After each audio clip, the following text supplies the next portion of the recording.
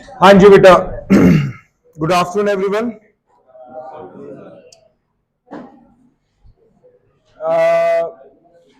Last class के अंदर आप लोगों को क्यूबिक इक्वेशन जो था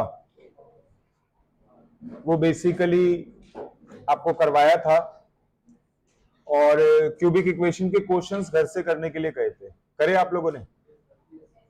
तो हुए बचे हुए 2-3 क्वेश्चन मैंने करवाए थे, 10 तो थे टोटल, तो 2 आपके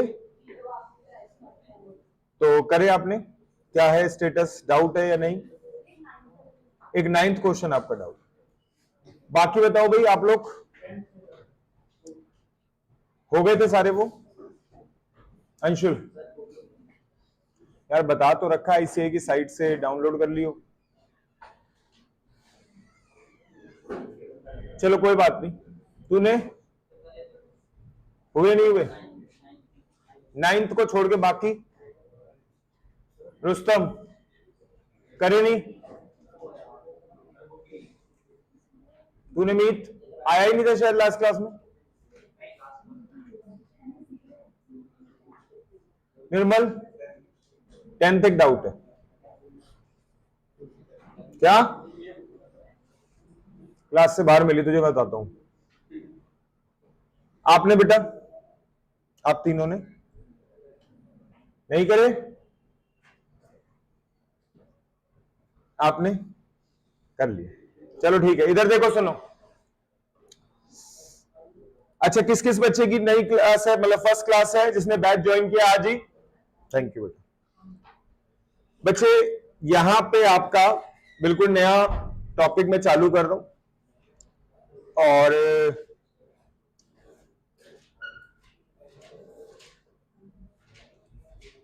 इसमें मैंने अभी बस एक ही चैप्टर करवाया है, सेकंड चैप्टर करवाया है बस।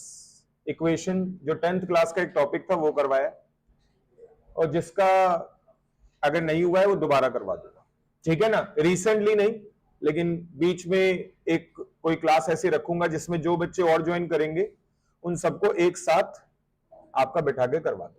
समझ गए बात को? तो आपको उस पर दिमाग लगाने की जरूरत नहीं है, ठीक है? जो ऑनलाइन भी न्यू स्टूडेंट है, आई थिंक आपने भी सुन लिया होगा जो मैंने बताया। और आप बेटा दिल्ली से हैं या बाहर से हैं? आपका नाम देख के ऐसा लग रहा है आप आउट ऑफ दिल्ली बिलोंग करते हैं, तो ये बता दीजिए आप कंफर्टेबल हैं हिंदी में,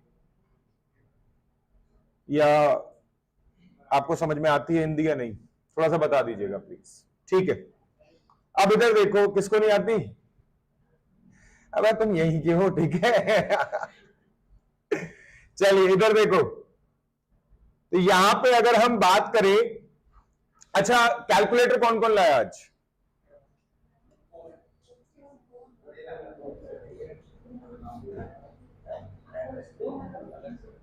क्या कह रहा है? जितने घर वालों के पास पैसे थे सब फोन में लगवा दिए। अब ना मैं कैलकुलेटर खरीदूंगा ना मैं रिस्ट वॉच खरीदूंगा, मैक्सिमम यूटिलाइजेशन करूंगा फोन का। है इसमें है, इसमें चलेगा नहीं वो जो मैं स्टेप्स लिखवाऊंगा ना, मोस्ट प्रोबेबली चलेंगे नहीं। एप्पल में चल जाते हैं, ये बात नहीं बोलनी थी। क्यों? क्योंकि बच्चे फिर पता चला घर पे जाके गए कि मुझे एप्पल का फोन दिलवाओ, मम्मा मेरी पढ़ाई में दिक्कतें आ रही है, मुझे मैं परफॉर्म नहीं कर पा रहा हूं। क्या? लेकिन सुनो, आज के लिए ठीक है, वैसे तो आज के लिए भी गलत ही है, लेकिन होना चाहिए था कैलकुलेटर आपके पास, क्योंकि देखो मैं आज की क्लास में सिखा रहा हूं सीक्वेंस एंड सीरीज, ठीक है? वो विदाउट कैलकुलेटर भी होता है और विद कैलकुलेटर भी होता है, और हमें भी किसी एक तरीके से नहीं बल्कि कैसे सीखना है, दोनों तरीके से। कैसे सीखना है? तो इसीलिए आपका, और जो नॉन मैथ्स बैकग्राउंड होते हैं उनको कैलकुलेटर पे डायरेक्ट सीखना फायदा अच्छा लगता है। क्यों? क्योंकि उसमें कोई फॉर्मूला याद करने की जरूरत नहीं है, जो स्टेप से एक बार रट लिए और उससे चीजें होती जा रही है। एप्पल वाला फोन किसके पास है? और गोवा वाला? ठीक है ना? अरे नहीं, मजाक कर रहा हूं यार। चलिए, पाइनएप्पल। आप कुछ बच्चे कह रहे हैं हमारे पे पपाया है, चलिए इधर देखिए प्लीज। यहां पे अगर हम बात करें तो आज की क्लास में हम चालू करेंगे आपका टॉपिक सीक्वेंस एंड सीरीज।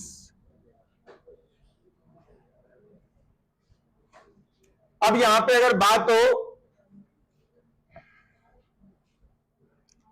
तो बेटा सीक्वेंस का मतलब है यहां पे सीक्वेंस ऑफ नंबर। सीक्वेंस का मतलब क्या है? सीक्वेंस ऑफ नंबर, एक के बाद दूसरा नंबर, दूसरे के बाद तीसरा नंबर, तीसरे के बाद चौथा नंबर, लेकिन एक ऐसा सीक्वेंस ऑफ नंबर जो किसी पर्टिकुलर पैटर्न को फॉलो करता हो। क्या फॉलो करता हो? किसी पर्टिकुलर पैटर्न को। वो पैटर्न कुछ भी हो सकता है। हर वो सीक्वेंस ऑफ नंबर जो किसी पैटर्न को बोला जाएगा उसे या तो सीक्वेंस ऑफ नंबर या सीरीज ऑफ नंबर कहा जाएगा। क्या कहा जाएगा? Series of number. ठीक है। जैसे एग्जाम्पल के तौर पे अगर मैं लिखता हूं सबसे पहले 4, उसके बाद लिखता हूं 9, उसके बाद लिखता हूं आपका 16, उसके बाद लिखता हूं 25, उसके बाद लिखता हूं 36। बेटा अगला बताओ क्या होगा? और यहां पे जिन्होंने भी जवाब दिया उनको पहले ही पता चल गया कि मैं क्या कर रहा हूं। मैं बेसिकली आपका उन नंबर्स को यहां पे ऐड करता जा रहा हूं जो कि क्या है? Perfect squares. क्या है जो?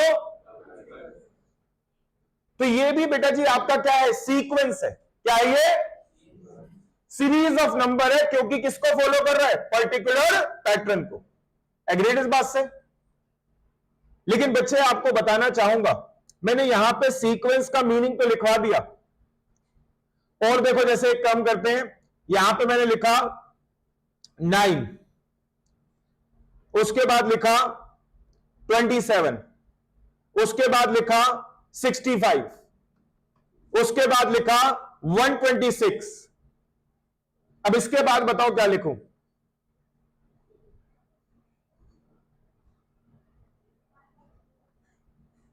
किस पैटर्न के हिसाब से बताओ जरा?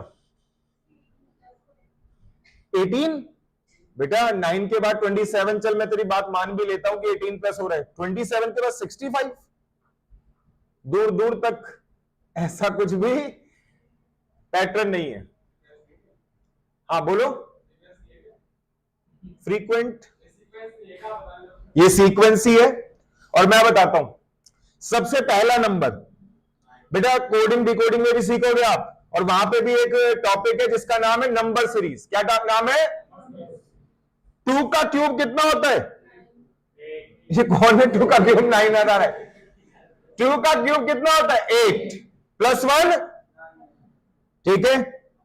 3 का क्यूब कितना होता है? ये गलत हो गया। ठीक है, चलिए हाँ ठीक है, ठीक है मानता हूं भाई, मैं चेक कर रहा था लोग ध्यान दे रहे नहीं दे रहे। ठीक है। खैर अब इधर देखो प्लीज। 4 का क्यूब प्लस 1, 5 का क्यूब प्लस 1, ये भी क्या है आपका? सीक्वेंस ऑफ नंबर या सीरीज ऑफ नंबर। और ये भी किसको फॉलो कर रहे हैं? पर्टिकुलर पैटर्न को। तो जब भी सीक्वेंस एंड सीरीज की बात होगी, आप लोगों को यह पता चल गया कि सीरीज बनेगी और परमानेंटली किसी ना किसी पैटर्न को क्या करेगी? फॉलो करेगी। लेकिन दोस्तों यहां पे सीक्वेंस एंड सीरीज के अंदर हम जिस टाइप के पैटर्न पढ़ेंगे उनमें से एक पैटर्न का नाम है अरिथमेटिक प्रोग्रेशन। क्या नाम है? Arithmetic progression. दोस्तों आपको बताना चाहूंगा, ऐसे ही एक है अरिथमेटिक प्रोग्रेशन और एक है ज्योमेट्रिक प्रोग्रेशन। क्या है दोस्तों? एपी अरिथमेटिक प्रोग्रेशन, जिसको आपने 10th क्लास में ही पढ़ा था। ठीक है ना? आज हम उसको कर रहे हैं, और क्वेश्चंस करते वक्त आपको ये फील तो नहीं होना चाहिए कि ये 10th स्टैंडर्ड वाला है। ठीक है ना? वो आपको दिख जाएगा। दूसरा, एक्चुअली 10th स्टैंडर्ड में भी ये क्वेश्चंस होते थे। यहां वाला जो क्वेश्चंस का स्टैंडर्ड है वो 10th में भी होते थे, लेकिन 10th में वो टाइप के क्वेश्चन सिर्फ वो वाले बच्चे करते थे जो किसी अलग टाइप के एग्जाम्स की भी तैयारी करते होते। जैसे वो एक पेपर होता था ना, ओलंपियाड होता था, या एक होता था NTSC, नेशनल टैलेंट सर्च कुछ करके था ऐसे, है ना। हाँ, तो इस तरीके के जो पेपर होते थे जो इनकी तैयारी करते थे, वैसे क्वेश्चंस आपका वो बच्चे 10th में भी करते थे। अब क्या है, सिर्फ इसी लेवल के क्वेश्चन आएंगे जो एक तरीके से कॉम्पिटिटिव एग्जाम्स में आते हैं, ठीक है। तो यहां पे आपका जरा देखिए, अर्थमेटिक प्रोग्रेशन की अगर मैं बात करूं तो सबसे पहले सुनो बेटा, प्रोग्रेशन वर्ड जो है, मुझे ऐसा लगता है इसको अगर मैं डिवाइड करूं तो ये हो गया प्रोग्राम्ड सक्सेशन। क्या बोला? Programmed succession. एक ऐसी सीरीज जिसके आगे आने वाली टर्म पहले से ही क्या हो? प्रोग्राम्ड हो। एक ऐसी सीरीज जिसकी आगे आने वाली टर्म पहले से ही क्या हो? प्रोग्राम्ड हो। दोस्तों, उसको कुछ और नहीं बल्कि क्या बोलेंगे? Programmed succession. और इन दोनों वर्ड को मिला के क्या बना दिया? प्रोग्रेशन। और यहां पे जब अगर अर्थमेटिक का यूज हुआ, तुमने कहा अर्थमेटिक का मतलब क्या है? अर्थमेटिक का मतलब है सम। अर्थमेटिक का मतलब क्या है? तो अगर यहां पे आपका अर्थमेटिक का यूज हुआ, यानी कि सम का यूज हुआ, तो बेटा जी फिर उस प्रोग्रेशन को हम नाम क्या दे देंगे? Arithmetic progression. और दोस्तों यहां पे जरा देखिए, सबसे पहला एग्जांपल मैं बनाता हूं। सबसे पहले मैंने लिखा 2, उसके बाद 5, उसके बाद 8, 11, 14, 17, 20। अब देखो, मैंने तो अभी AP सिखाया भी नहीं, लेकिन आप लोगों ने पैटर्न को समझना चालू कर दिया। और सिंपल सी बात है, सुनो, मेरे को नहीं पता मैंने कितने नंबर लिखे हैं, शायद 6, 7, 8 नंबर लिखे होंगे। अगर मैं चाहूं या आपसे ही कहूं कि भैया टाइम कितना भी लगाओ, लेकिन कैलकुलेट करके बताओ कि ऐसे चलते चलते इसकी 100th टर्म, कौन सी टर्म, कितनी होगी, तो आप चाहे अभी शायद पूरी बातें ना पता है तो टाइम लगा दे, लेकिन कैलकुलेट कर पाओगे? नहीं कर पाओगे? कर सकते हैं। तो एक ऐसा सीक्वेंस ऑफ नंबर, एक ऐसा सीरीज ऑफ नंबर जो जिसकी आगे की टर्म पहले से ही क्या हो? प्रोग्राम्ड हो। बेटा ऐसे सीक्वेंस को, ऐसी सीरीज को, ऐसे सक्सेशन को जो पहले से ही क्या हो? प्रोग्राम्ड हो, उसे बोल देते हैं बेटा जी आपका प्रोग्रेशन। और क्योंकि यहां पे आपने देखा कि यहां पे आपका बेटा जी किसका यूज हो रहा है प्रोग्रामिंग के नाम पे? सम का यूज हो रहा है। किसका यूज हो रहा है? तो बेटा जी आपका इसीलिए इसका नाम हम क्या रखेंगे? Arithmetic progression. क्या नाम रखेंगे दोस्तों? मैं यहां पे क्योंकि बहुत सारी बातें बताऊंगा तो मैं थोड़ा सा इस एग्जांपल को स्ट्रेच कर रहा हूं। अगला क्या होगा?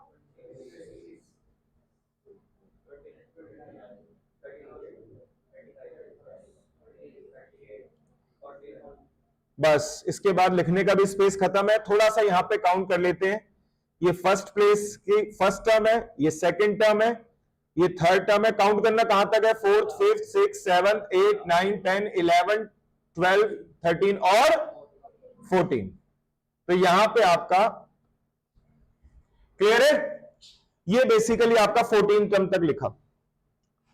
दोस्तों यहां पे जो आपका बार बार आप नोटिस करोगे, जो आपका ये कांस्टेंट बार बार ऐड होता जा रहा है, इसको एक नाम दिया जाता है। और क्या नाम होता है इसका? नहीं याद? और बहुत बढ़िया। बेसिकली आपका एक बच्चे ने बताया कि ये जो नंबर ऐड होता जा रहा है, इसको बेटा जी D से रिप्रेजेंट करते हैं और इसे क्या बोला जाता है? Common difference. क्या बोला जाता है?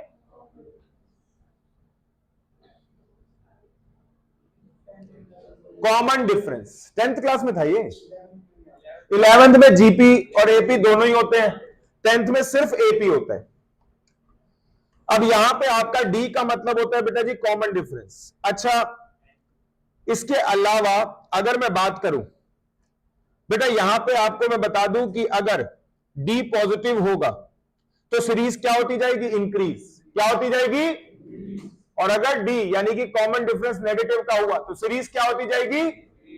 अब देखो दोस्तों, यहां पे अगर हम बात करें और एक और एग्जांपल ले रहा हूं मैं, प्लीज ध्यान दीजिएगा।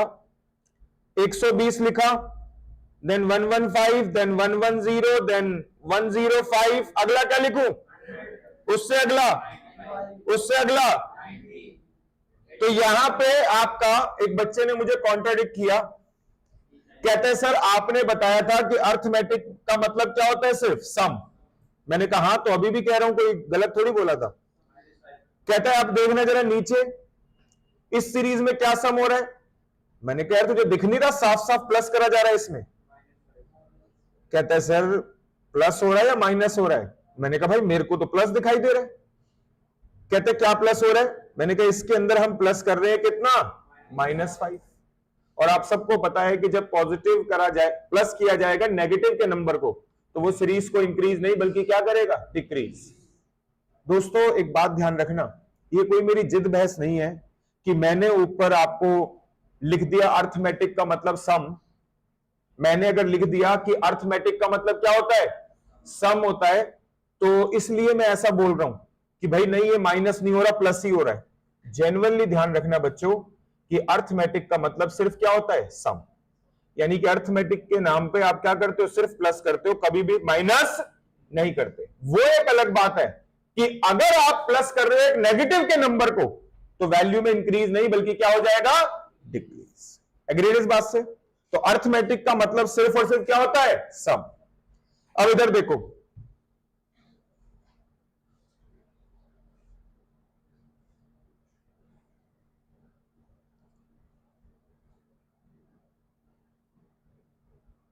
और यहां पे भी मैं इसे कंप्लीट कर देता हूं क्योंकि इसके पीछे भी एक पर्पस है।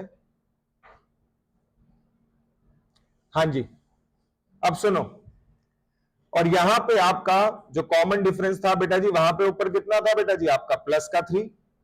लेकिन अब अगर मान लिया यहां पे कोई डी पूछे, तो आपका जवाब क्या होगा? -5। ठीक है, अब सुनिए दोस्तों, जो स्टैंडर्ड फॉर्म है, क्या बोला? जो स्टैंडर्ड फॉर्म है वो बेटा जी आप जरा देखिए, सबसे पहले स्टैंडर्डली ऐसे लिखते हैं फॉर्मूले के तौर पे। जो सबसे पहली टर्म होती है उसको किससे रिप्रेजेंट करते हैं? ए से। किससे रिप्रेजेंट करते हैं? ए से। तो आज और आज के बाद हमेशा याद रखना, पहले वाले एग्जाम्पल में ए किसके बराबर है? और यहां पे आपका जो ए की वैल्यू है वो किसके बराबर है? 2। दूसरे वाले में सेकंड एग्जाम्पल में फर्स्ट टर्म किसके बराबर है? तो ए बराबर किसके है? 120। भूलना मत, ठीक है। अब देखिए जरा, तो यहां पे आपका स्टैंडर्ड फॉर्म में ए लिखा, इससे अगला बेटा जी क्या लिखूंगा? ए प्लस डी। बेटा क्या ऐड कर दिया? डी। उसके बाद एक और बार डी ऐड करूंगा, अब क्या लिखूंगा? उससे अगला, उससे अगला ए प्लस 5d। और इस तरीके से ये आपका सीरीज चलता जाएगा और आपका बेसिकली कहां तक चलेगा? ये nth टर्म तक। कहां तक चलेगा दोस्तों? और यहां पे आपका मैंने इस सीरीज को ऐसे करा कंटिन्यू में, और यहां पे लिख दिया nth टर्म।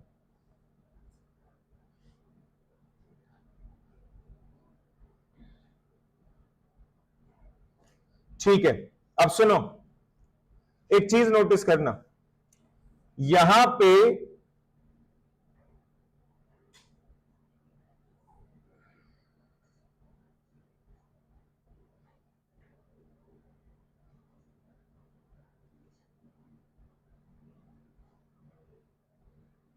हां जी, और देखिए दोस्तों, बेसिकली ये कौन सी टर्म थी? First term. ये कौन सी थी? बेटा सेकंड टर्म में डी का कोएफिशिएंट बताओ कितना आ रहा है? डी का कोएफिशिएंट समझते हो ना, जो डी से आगे लिखा हो। सेकंड टर्म में डी का कोएफिशिएंट कितना है? थर्ड टर्म में डी का कोएफिशिएंट, फोर्थ टर्म में डी का कोएफिशिएंट। यार ये क्या चक्कर है? जितना भी नंबर ऑफ टर्म है, डी का कोएफिशिएंट कम क्यों आ रहा है? और उसके पीछे रीजन है बेटा, उसके पीछे रीजन ये है याद रखना बच्चे, जितनी भी टर्म होती है डी का इफेक्ट हमेशा क्या होता है, एक कम होता है। क्या होता है? और उसके पीछे का लॉजिक है कि डी शुरू होता है, डी का इफेक्ट शुरू होता है फर्स्ट टर्म से नहीं बल्कि सेकेंड टर्म से। आप यहां पे देखो, एक से लेकर कितनी टर्म लिखी थी? 14। बेटा जरा देखना डी कितनी बार प्लस हो रहा है? 1 2 3 4 5 6 7 8 9 10 11 12 और 13। तो क्योंकि डी का इफेक्ट आपका पहली टर्म से नहीं बल्कि कौन सी टर्म से होता है? सेकेंड टर्म से, इसीलिए बेटा कॉमन डिफरेंस हमेशा एक कम होता है। ठीक है, इससे अगला देखो, यहां पे नोटिस करो, ये फर्स्ट टर्म है, ये सेकेंड टर्म है, थर्ड फोर्थ फिफ्थ सिक्स्थ और सेवंथ। अब यहां पे जरा काउंट करो, -5 एक बार, 2 3 4 5 और 6। तो इसी वजह से बेटा जी आज और आज के बाद हमेशा याद रखना, यहां पे नोटिस कर लो, सेकेंड टर्म में बेटा डी का कोएफिशिएंट कितना है? 1। थर्ड टर्म में डी का कोएफिशिएंट, फोर्थ टर्म में डी का कोएफिशिएंट, फिफ्थ टर्म में डी का कोएफिशिएंट, सिक्स्थ टर्म में डी का कोएफिशिएंट। और जब दोस्तों यहां पे आपका nth टर्म लिखा जाएगा, बेटा इसे tn से रिप्रेजेंट कर देते हैं। किससे? tn से। जब आपका nth टर्म लिखा जाएगा तो बेटा फॉर्मूला होगा a के साथ d तो प्लस होगा, लेकिन उसका कोएफिशिएंट n नहीं बल्कि n-1। क्लियर है? और ये आपका nth टर्म का फॉर्मूला बन गया। बड़ा बेसिक सा फॉर्मूला है जो आप ऑलमोस्ट कहां पे पढ़ते थे? 10th क्लास में। कब पढ़ते थे दोस्तों? 10th क्लास में। ठीक है,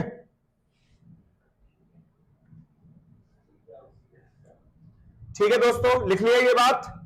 अच्छा सुनो, अब यहां पे अगर हम बात करें तो आओ जरा चेक करते हैं कि यहां पे आपका पहला एग्जाम्पल फ्रॉम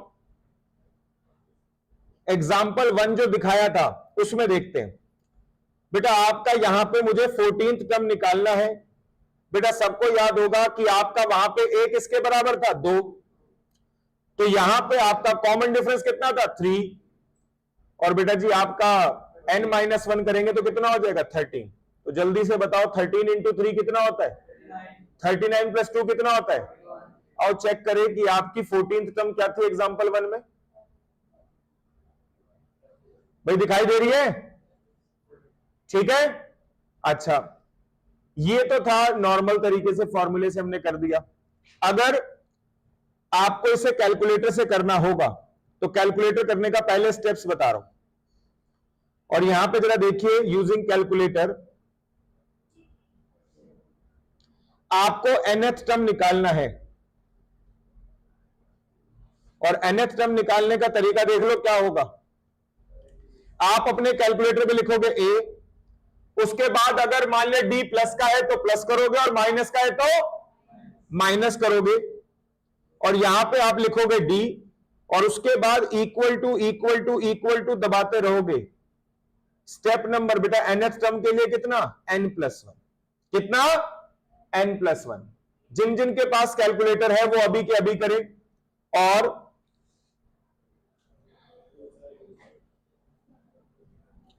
अगर आपके मोबाइल में भी हो जाता है तो मुझे कोई दिक्कत नहीं है, करके देख लो। अभी आज तो काम चलाओ। और यहां पे देखो भाई सभी, 14th टर्म निकालना है। a के नाम पे 2 लिखना, d के नाम पे +3 लिखना, और equal to equal to equal to press करना। स्टेप नंबर कहां तक? 15 तक। अब जो मोबाइल वाले हैं वो वैसे भी स्टेप तो आते नहीं मोबाइल में, वो लोग एक काम कर सकते हैं, अगर नेटवर्क आ रहा हो तो प्ले स्टोर पे ना एक कैसियो या सिटीजन कैलकुलेटर जो है उसका ना वो है, ऐप है, नेट नहीं है। 44 कैसे आ गया?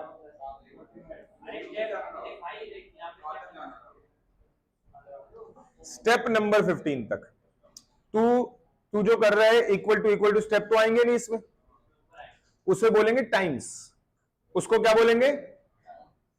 किस किस के पास कैलकुलेटर है अभी? और तेरे पास भी है? करके देखा इसमें तुम दोनों?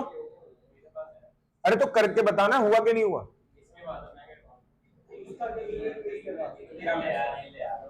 एक काम कर बेटा, तू यहाँ पे ना नियर उत्तम नगर थाने पे रिपोर्ट लिखवा के आ, ठीक है?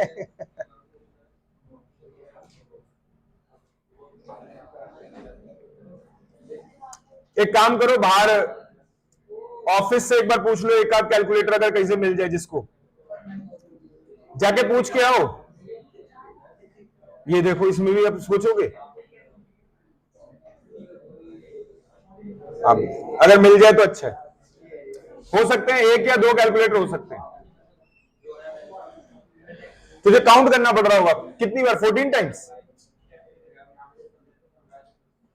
अगर मोबाइल की बात करो यार, मोबाइल के स्टेप्स में क्यों लिखूं, लेकिन वैसे बता रहा हूं, अगर मोबाइल पे करोगे तो शायद मोबाइल पे हो सकता है, तो देख लो, सुन लो स्टेप्स क्या होंगे।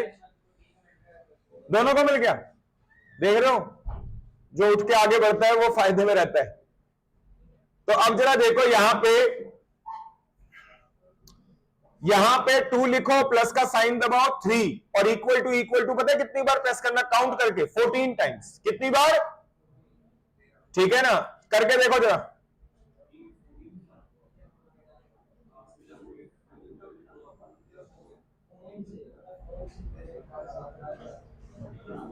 आया बेटा, नहीं आया? इसमें ना स्टेप्स में फर्क है यार, इसमें इसमें इनमें ऐप में दिक्कत आती है, रुक जाओ। 2 प्लस में 3,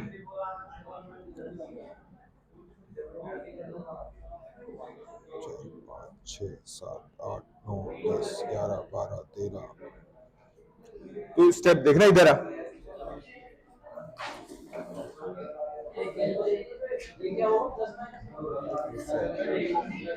पंद्रह स्टेप पे आ रहा है ना, और हमने स्टेप क्या लेना था, n+1।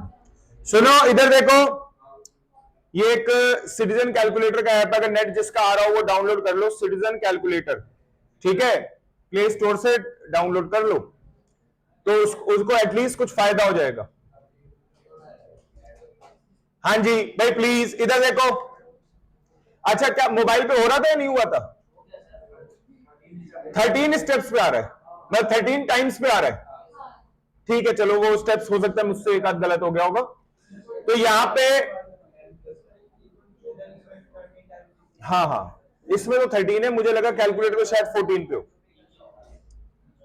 हाँ जी भाई, प्लीज अब इधर देखो, प्लीज ध्यान दो। तो यहां पे आप ऐसे करके कोई फॉर्मूला याद करने की भी जरूरत नहीं पड़ेगी। आप कैलकुलेटर पे क्या कर सकते हो, 2 लिखा, प्लस का 3, इक्वल टू स्टेप नंबर, जितने भी आपको टर्म्स निकालनी है, स्टेप्स क्या होंगे उससे एक ज्यादा। दोस्तों, स्टेप्स का मतलब सुन लो, यहां पे क्या है, और यहां पे अगर मैं बात करूं,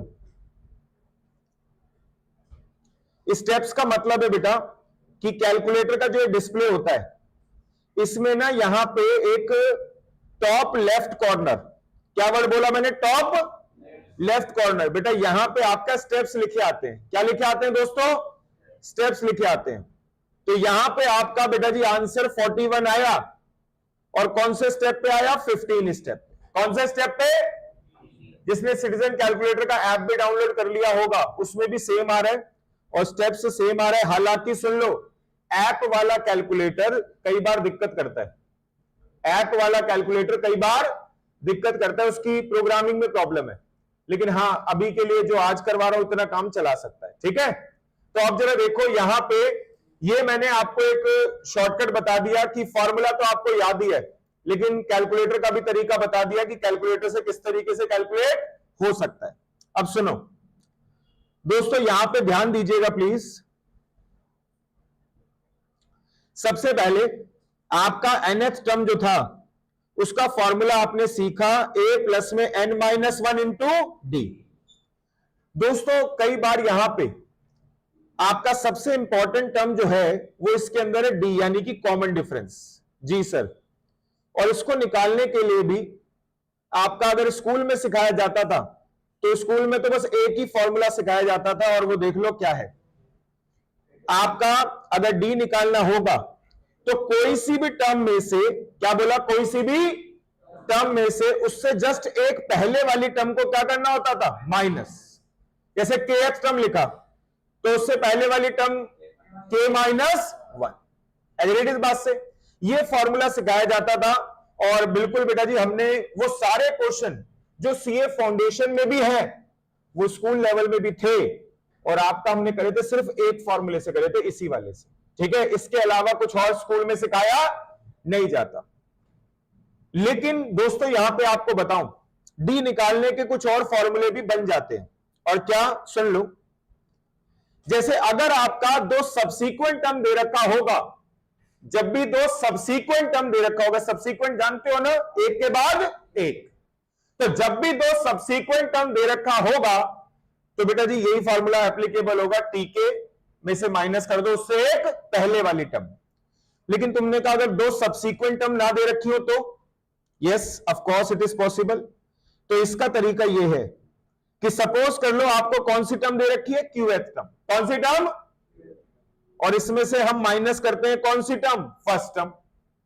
सपोज इसमें से माइनस कर लो क्यूएथ टर्म, सॉरी आपको दे रखी है क्यूएथ टर्म और साथ के साथ क्या दे रखी है, फर्स्ट टर्म। दोस्तों ये सब्सीक्वेंट टर्म नहीं है, ठीक है, ये पता नहीं कौन सी टर्म है, और ये कौन सी वाली है, सबसे पहली वाली टर्म। तो आप यहां पे अगर ऐसा सिचुएशन, ऐसा डेटा आपको गिवन होगा तो इन दोनों के डिफरेंस को डिवाइड करना होगा, कितने से, q माइनस 1 से। किससे? एग्जाम्पल के तौर पे बेटा एक काम करते हैं, आपका डी निकालने की कोशिश करते हैं। आपका यहां पे 14th टर्म में से फर्स्ट टर्म माइनस किया जाएगा, तो 14 टर्म में से फर्स्ट टर्म माइनस किया जाएगा, तो फिर डिवाइड किससे किया जाएगा, 14 माइनस 1, यानी कि कितना, 13।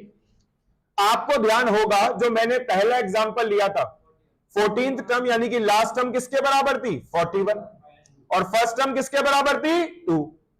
तो अगर 41 माइनस 2 किया जाता है और उसे डिवाइड किससे किया जाता है, 13 से। क्या पॉइंट थोड़ी आ रहे हैं, अच्छा, तो यहां पे 39 डिवाइडेड बाय 13 कितना आंसर आ गया, 3, और आपका कॉमन डिफरेंस भी कितना था, 3। इससे भी आपका काम चल सकता है। दोस्तों ध्यान रखना, ये कोई फॉर्मूला नहीं सिखाया, ये कैलकुलेटर का ही शॉर्टकट है कि उस टर्म में से ये वाली टर्म माइनस करो, इससे डिवाइड करो। ठीक है, कभी सोचो कि ये कोई नया फॉर्मूला बना रहे, कोई नया फॉर्मूला नहीं, बस कैलकुलेटर पे कैसे कर सकते हो ये बता दिया। ऑन द अदर हैंड ध्यान दो, अगर कल को मान लिया मैं कहता हूं यहां पे लिख देता हूं एक्सेप्ट टर्म, और साथ के साथ यहां पे लिख देता हूं आपका nth टर्म। एक्सेप्ट टर्म तुम सबको पता है कोई भी हो सकती है, nth टर्म भी कोई हो सकती है। हां बस ये ध्यान रखना कि x वाली टर्म बड़ी होगी, मतलब x जो नंबर ऑफ टर्म है x बड़ा होगा और n क्या होगा, छोटा। ठीक है, जैसे आपको दे दी गई, सभी सुनो, आपको दे दी गई 50th टर्म और 30th टर्म। क्या दे दी गई, 50th टर्म, और तो हमेशा पहले 50th टर्म को लिखा जाएगा और माइनस 30th टर्म, उल्टा मत करना।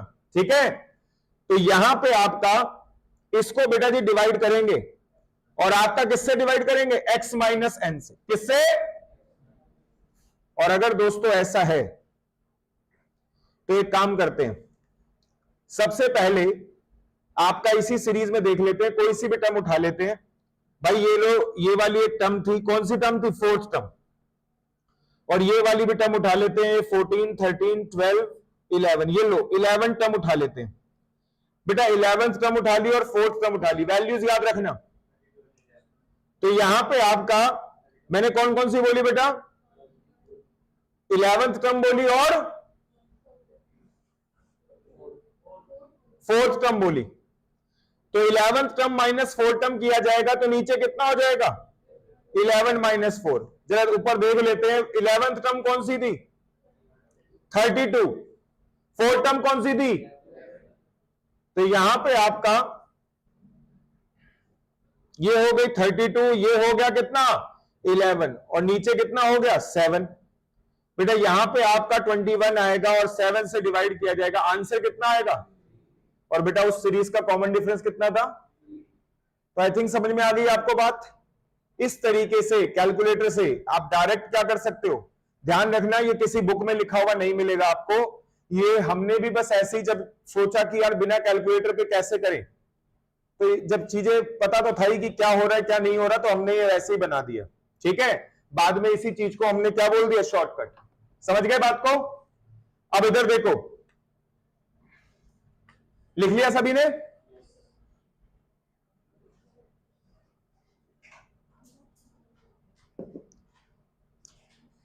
अब देखिए,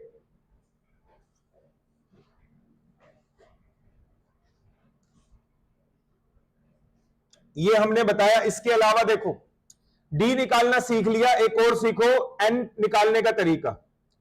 भाई आप सबको पता है कि जो nth टर्म का फॉर्मूला होता है उसमें क्या होता है बेटा, a प्लस में n-1 इंटू डी। अरे nth टर्म निकालने का तो ये तरीका अपने आप में खुद ही है, और मैंने तो आपको इसका कैलकुलेटर का शॉर्टकट भी समझा दिया कि a लिखो, अगर d प्लस का है तो प्लस करो, माइनस का है तो माइनस, और इक्वल टू तब तक प्रेस करते रहो जब तक कि जितना स्टेप्स निकालना है। अगर 15th टर्म निकालनी है तो स्टेप नंबर कहां तक, 16। अगर 20th टर्म निकालनी है तो स्टेप नंबर 21। आई थिंक समझ में आ गई ये बात। तुमने कहा सर nth टर्म निकालना सिखा दिया आपने, डी निकालना सिखा दिया। अगर कल को क्वेश्चन ऐसा भी आ सकता है जहां पे n पूछा जाए, क्या पूछा जाए, तो मैं यहां पे जो n का फॉर्मूला लिख रहा हूं बेटा, ये भी कैलकुलेटर के लिए फॉर्मूला है, ये वैसे कोई फॉर्मूला नहीं है, क्योंकि फॉर्मूला तो बस यही होता था, ठीक है। और देखो सुनो, यहां पे जो नए बच्चे हैं वो ध्यान से सुनिएगा। यहां पे बेटा पूरे कोर्स के अंदर सॉल्व करने के 3 तरीके हैं। एक तरीका होगा कि ऑप्शंस जो होंगे, कुछ कुछ क्वेश्चनों में ये तरीका एप्लीकेबल होगा, ऑप्शंस को क्वेश्चन में पुट करेंगे और देखेंगे कि कहां पे क्वेश्चन किस आंसर से क्या हो रहा है, सेटिस्फाई, किस आंसर से क्या हो रहा है। जैसे एग्जांपल के तौर पे कहीं पे लिखा है x plus 3 is equal to x plus 2, ठीक है। या यहां पे अगर हम बात करें x plus 3 is equal to, ऐसे लिखा है y प्लस 1 या y प्लस 2, ऐसे लिखा हुआ है, ठीक है। तो अब हम नीचे से ऑप्शन ढूंढेंगे, ये तो बड़ा बेसिक सा एग्जांपल है, लेकिन आप समझना, एक नीचे से ऑप्शन ढूंढेंगे कि x की वैल्यू कौन सी ले और y की वैल्यू कौन सी ले, जिससे क्या हो जाए, LHS इक्वल टू। एक तरीका तो ये होता है यहां पे। दूसरा तरीका होता है कैलकुलेटर के शॉर्टकट्स। कैलकुलेटर के शॉर्टकट्स अभी जो चैप्टर चल रहा है और जो पीछे भी किया था, इसमें कैलकुलेटर के शॉर्टकट्स कुछ खास यूज नहीं होते।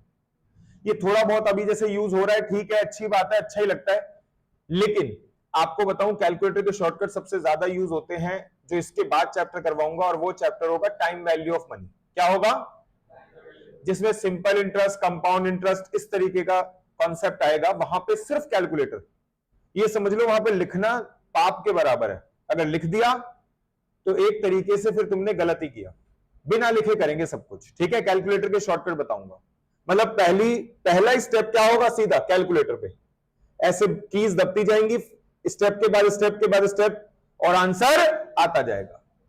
वो अलग चैप्टर है, क्लियर है। और तीसरा तरीका क्या है, सुन लो, तीसरा तरीका ये है कि जैसे यहां पे आपका n निकालना होगा, तो अगर ये स्कूल लेवल में जब n निकालना होगा तो बेटा जी आपको क्या क्या वैल्यू गिवन होगा, आपको tn गिवन होगा, आपको a गिवन होगा। तो बच्चा दिमाग लगाएगा कि यार n निकालना है ना, तो a को इधर ले जाया जाएगा, लेफ्ट राइट हैंड साइड से लेफ्ट हैंड साइड। बेटा a को इधर ले जाएंगे तो t1 लिख दूं क्या इसकी जगह पे? सबको पता है ना a का मतलब क्या होता है, फर्स्ट टर्म। तो a लिखने की बजाय क्या लिख दिया मैंने, t1। कोई दिक्कत तो नहीं, ज्यादा अपीलिंग होता है a की जगह t1 लिखना, बस यही लॉजिक है। अब इसके आगे बेटा जी आपका, मैंने बच्चे ने कहा सर अब क्या करूं, d से डिवाइड किया जाएगा, हाँ तो डिवाइड कर दो।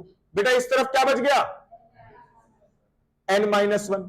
कहने का मतलब यह है कि आपका अगर स्कूल में जब बच्चा को ऐसे क्वेश्चन में n निकालने के लिए कहा जाए तो वो ऐसे करेगा 3-4 स्टेप में, tn में से t1 माइनस करेगा, फिर n-1 इंटू डी, फिर अगला स्टेप निकालेगा और उसमें tn minus t1 divided by d करेगा इज इक्वल टू n-1, और उसके बाद तीसरे स्टेप में करेगा क्या, tn माइनस t1 अपॉन में d, जो भी आएगा उसमें जी इधर वाला -1 इस तरफ जाके क्या हो जाएगा, तो वैल्यू किसके बराबर होगी। तो हम ये चाहते हैं, ऐसे बहुत जगह पे मैं आपको सिखा दूंगा कि हम ये चाहते हैं कि आप ये 3-3 4-4 स्टेप ना लगाएं। हमने क्या करते हैं कि जो चौथा स्टेप होगा उसी को एज अ शॉर्टकट बोल के आपको याद करवा देंगे कि जब भी n निकालना होगा तो tn में से क्या माइनस होगा, t1, डिवाइड किससे होगा, और उसके बाद तो ये जो आंसर आएगा बेटा कुछ और नहीं बल्कि किसकी वैल्यू, n की वैल्यू। तीसरा तरीका ये है, इस पूरे पेपर में हर एक चैप्टर में या तो क्या होगा, वैल्यू पुट करने वाला तरीका, या क्या होगा, कैलकुलेटर का शॉर्टकट, और या फिर ये वाला होगा कि कोई क्वेश्चन में अगर 3 या चौथे स्टेप में आंसर आता है, हम चौथे स्टेप को ही आपको क्या बनवा के दे देंगे, पहला स्टेप, कि भाई ये याद कर लो ये क्या है, शॉर्टकट। क्योंकि पेपर में फिर आपसे होगा 3-4 स्टेप में नहीं बल्कि एक ही स्टेप में होगा। ठीक है, अभी करके भी दिखाऊंगा या अप्लाई करके दिखाता हूं। तो मैंने तुम्हें nth टर्म निकालना सिखा दिया, डी निकालना सिखा दिया, और फाइनली अब n निकालना भी सिखा दिया। अगर कोई बच्चा कहे सर a निकालना, a तो आसान ही है, और आपका कैलकुलेटर पे क्या करोगे, ध्यान रखना है कैलकुलेटर के ही स्टेप्स हैं।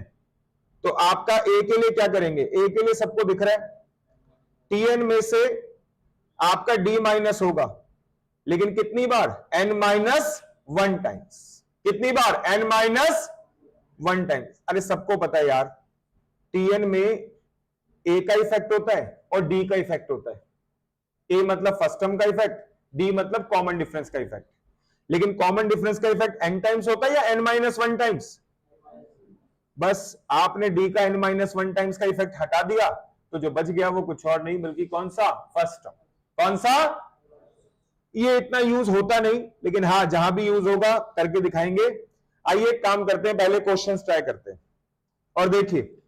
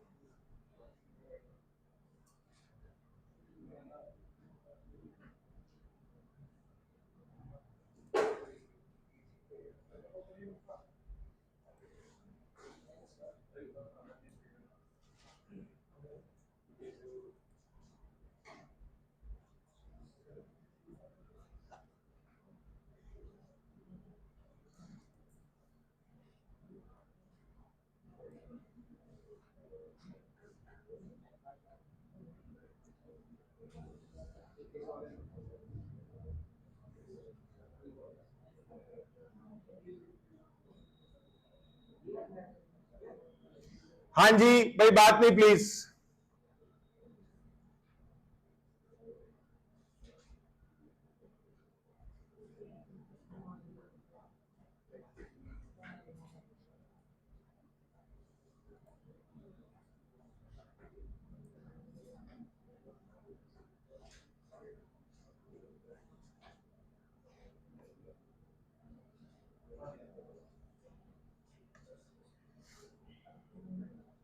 एक मिनट रुकना बेटा।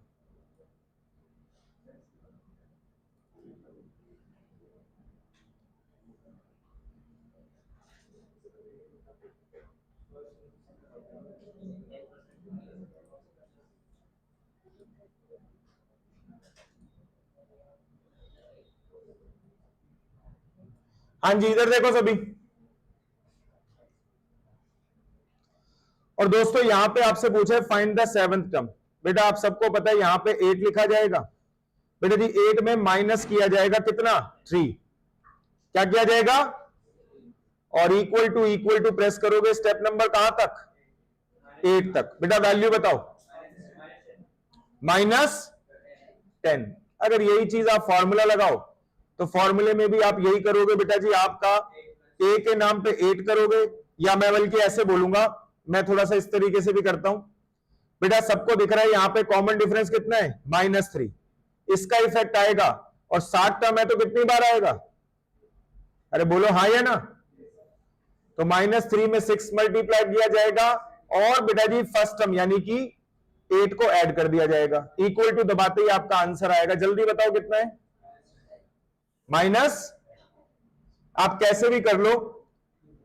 और यहां पे मैंने नोटिस करा कि मैंने ये भी कैलकुलेटर का स्टेप्स लिखा है, तो यहां पे आप जरा देखो, जब 7th टर्म निकाला जाता है तो a प्लस में 7 माइनस 1 इंटू डी, ए के नाम पे 8 आ गया, 7 माइनस 1 6 आ गया, डी के नाम पे -3 आ गया, तो 8 में बेटा -18 होगा, तो आंसर कुछ और नहीं बल्कि कितना, -। ये फॉर्मूले से कर दिया, ये कैलकुलेटर से कर दिया। आइए देखते हैं आंसर क्या दे रखा है। यस बेटा, -10 दिख गया। चलो अगला देखते हैं।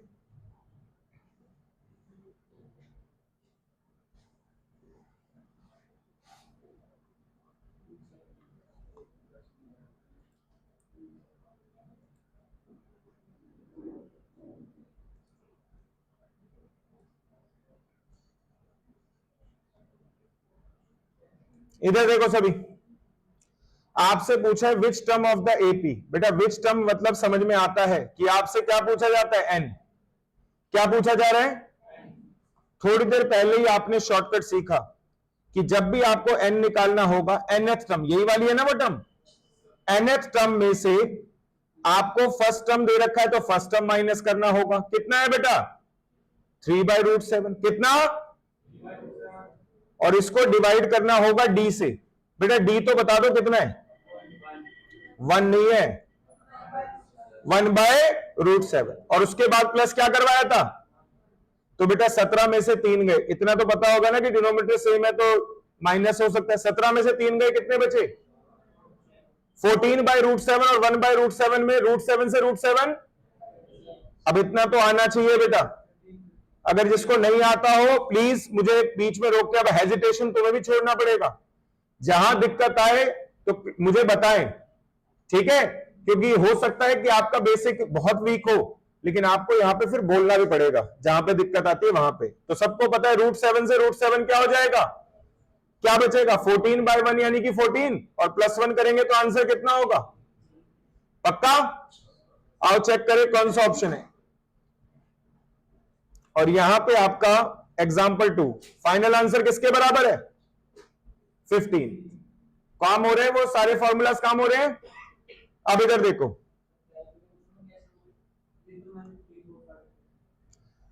कैलकुलेटर में √7 की वजह से कह रहा है, √7 को इग्नोर करेंगे या फिर ऐसा करेंगे, जैसे देखो जहां पे लग सकता है कैलकुलेटर लगाएंगे। जब वैसे ही दिख रहा होगा कि इससे अच्छा तो डायरेक्ट ही माइनस कर लो, तो डायरेक्ट अप्लाई कर देंगे। कोई जबरदस्ती वाली बात थोड़ी कि कैलकुलेटर ही लगाना है, ठीक है। कहीं पे ऐसी दिक्कत आए तो ये जेन्युइन बात है कि कैलकुलेटर को इग्नोर करके पेन पेंसिल पे आ जाए, लेकिन सारे क्वेश्चनों में तो जरूरत नहीं पड़ेगी ना। इधर देखो सभी,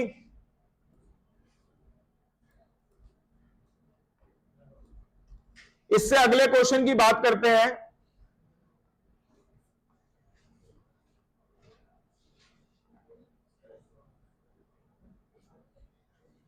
हां जी, कहता है 5th और 12th term of N APR 14 और बस हो गया, डी इक्वल टू निकाला जाएगा, और 12th term minus 5th term divided by कितना होगा,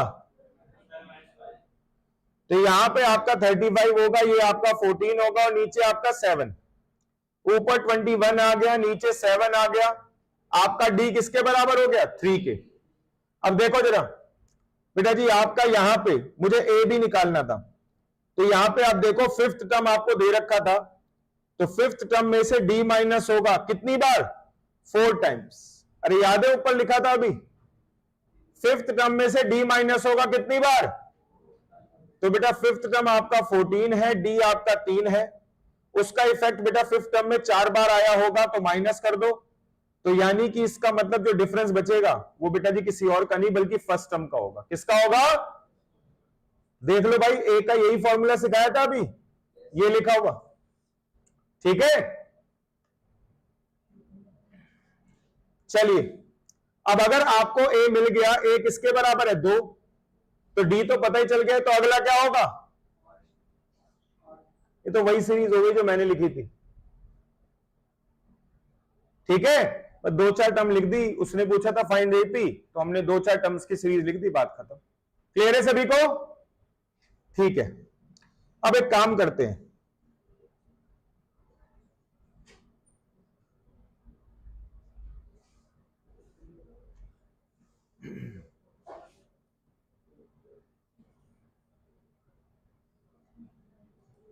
यहां पे देखिए बेटा, इससे आगे बताने से पहले एक चीज बताता हूं बेटा। Let 3 terms of an AP, let 3 terms of an AP. तो दोस्तों अगर 3 टर्म्स की अगर मैं बात करूं तो बच्चे वो 3 टर्म्स वैसे देखो, कोई बच्चा बोले ए प्लस डी और ए प्लस 2d,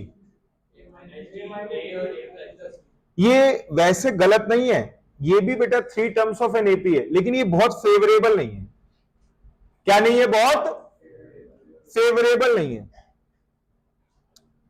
इससे बेटर ये रहेगा कि जब भी तुम्हें 3 terms of an AP let करने का मौका मिले तो स्पेशली ध्यान रखना, ऑड टर्म्स के लिए बता रहा हूं। किसके लिए? ऑड टर्म्स के लिए। बेटा आप यहां पे ध्यान रखना, बेटा एक चीज सुनो, इसको समझाने से पहले एक और बात बताता हूं।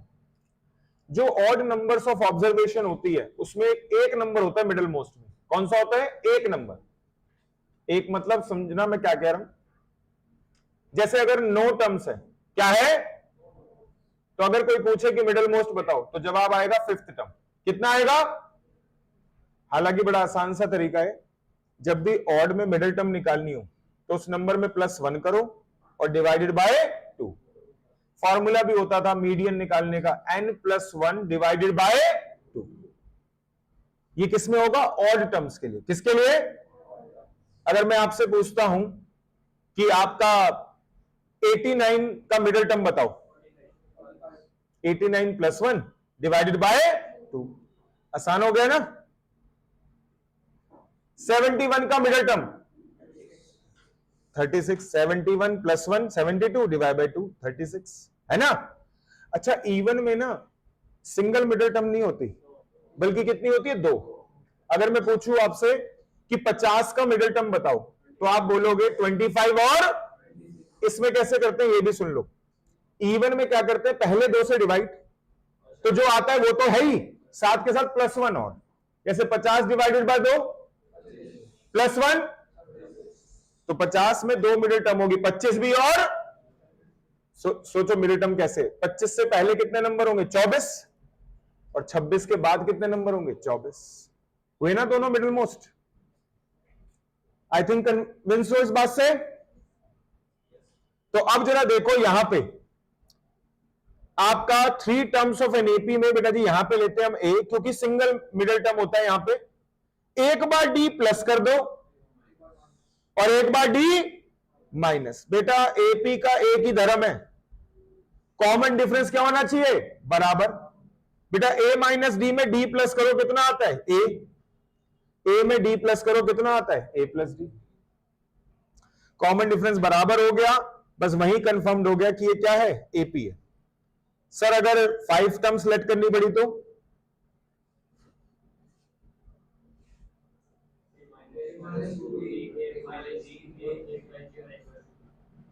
यहां पे जैसे एक बच्चे ने बोल भी दिया ए प्लस डी, ए माइनस डी,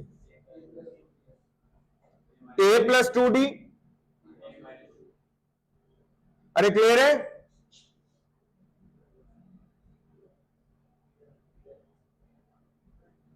बेटा कॉमन डिफरेंस आज भी कितना है?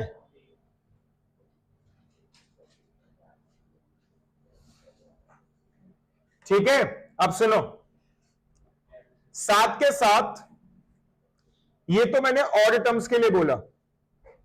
दोस्तों अगर इवन टर्म्स की बात की जाए, किसकी? इवन टर्म्स की। तो इवन टर्म्स में बेटा जी आपका मिडिल मोस्ट होती है, एक होती है या 2 होती है? तो यहां पे दोस्तों एक काम करते हैं, लेट कर लेते हैं 4 terms of an AP, 4 terms of an AP. तो यहां पे दोस्तों 4 टर्म्स लेट करते हैं, a माइनस डी और a प्लस डी।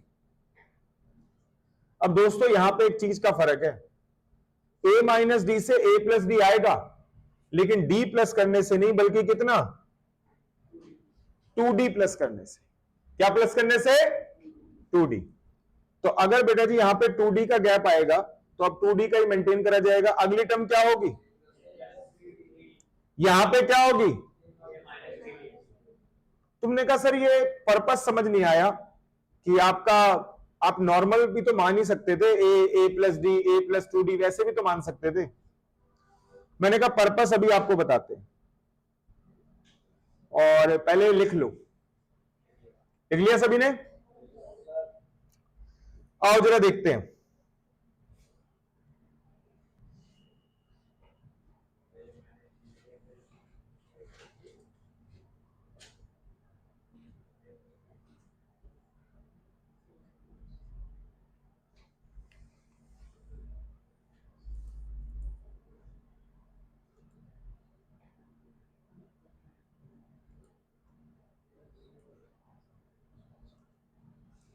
हाँ जी,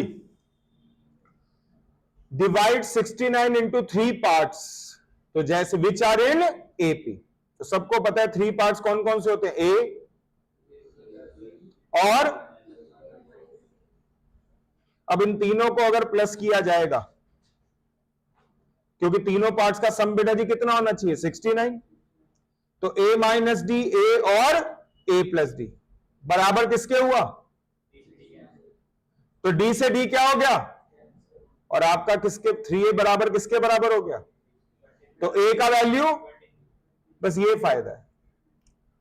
अगर आपने लिया होता a plus D, a plus 2d, वही रूटीन प्रोसीजर में, तो टोटल 61 होता, लेकिन यहां पे सीरीज क्या होती? 3a प्लस में 3। आप समझ रहे हो? थोड़ा सा क्या है, बस इतना सा बेनिफिट है कि यहां पे क्या हो रहा है, d से d कैंसिल। यहां पे क्या बेनिफिट है? d से d कैंसिल। इसलिए बेटा जी हमने प्रेफर करेंगे कि जब भी आपको लेट करना होगा, बेटा जी क्या लेट करोगे? ऐसे लेट करोगे। अच्छा, a मिल गया। क्वेश्चन में आगे क्या लिखा हुआ है? कहता है सच दैट, वो तीनों पार्ट्स कुछ ऐसे होने चाहिए, product of the first 2 part. बेटा फर्स्ट 2 पार्ट बताओ क्या क्या है? a माइनस डी और a। Product of the first 2 part is 483। तो दोस्तों यहां पे आपका अगर इन्हें मल्टीप्लाई किया जाएगा तो a स्क्वायर हो गया, सॉरी, और क्यों हमें इक्वेशन वगैरह बनानी, वैल्यू तो पता ही है ना, a के नाम पे। अब कैलकुलेटर का यूज करो, मोबाइल का यूज करो और लेट मी नो। बेटा 483 को डिवाइड करो 23 से, कितना आता है? 21 आता है। और आपका यहां पे अगर 21 आता है तो d का वैल्यू क्या होगा?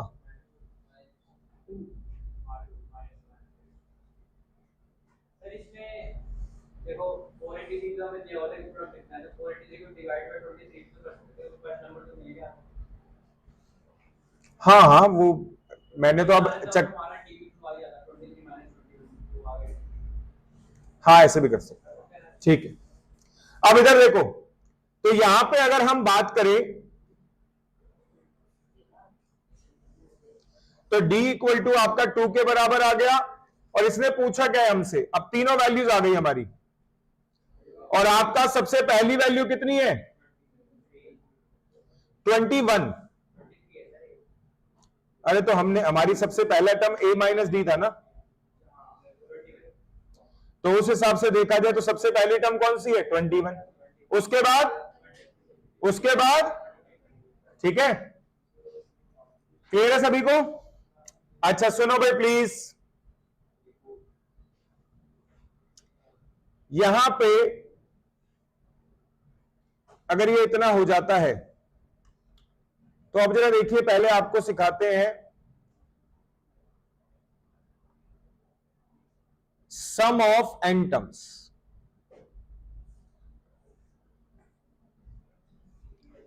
सम of n terms of an AP. इधर देखो भाई दोस्तों, यहां पे मैं डायरेक्ट फॉर्मूला भी लिख सकता हूं, मैं डायरेक्ट फॉर्मूला भी लिख सकता हूं, लेकिन दोस्तों एक बात आपको बताऊं, कहीं ना कहीं फॉर्मूले का थोड़ा सा डेरिवेशन आपके लिए जरूरी होता है, क्योंकि उससे यह समझ में आता है कि एक्चुअल में हम करना क्या चाहते हैं, ये फॉर्मूला क्या निकालना चाहता है। क्योंकि आगे से जब तुम खुद करोगे, जब आपको क्वेश्चन समझ में आ जाएगा कि क्वेश्चन हमें ये चाहता है, तो अगर आपने समझ के फॉर्मूला करे होंगे तो आपको ये क्लिक कर जाएगा कि ये वाली चीज किससे निकलेगी, उस वाले फॉर्मूले से। थोड़ा मैचिंग कॉन्सेप्ट हो जाता है। तो आइए जरा देखिए, यहां पे शुरू करते हैं सम ऑफ एन टर्म। तुम सबको पता है सम ऑफ एन टर्म से समझ में आता है कि पहली टर्म कितनी है, ए, अगला बताओ, अगला, और इस तरीके से आपका a प्लस 3d, और ये आखिरी में a प्लस में n माइनस 1 इंटू डी। दोस्तों यहां पे हमें करना है, और इन सबका बेटा जी क्या करना है, प्लस।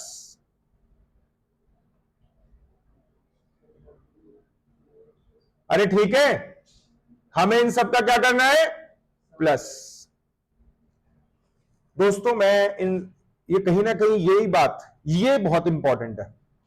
इसके बाद चाहे मैं डेराइव भी ना करूं, डायरेक्ट फॉर्मूला लिख दूं, लेकिन कहीं ना कहीं जब आपसे ये पूछा जाए कि सम ऑफ एन टर्म क्या होता है, तो आपके माइंड में क्लिक करे कि हाँ, जो पहली टर्म है, जो दूसरी टर्म है, जो तीसरी टर्म है, उन सब का टोटल। तो अब जरा देखिए यहां पे बेटा, यहां पे आपको दिख रहा है कि a प्लस हो रहा है।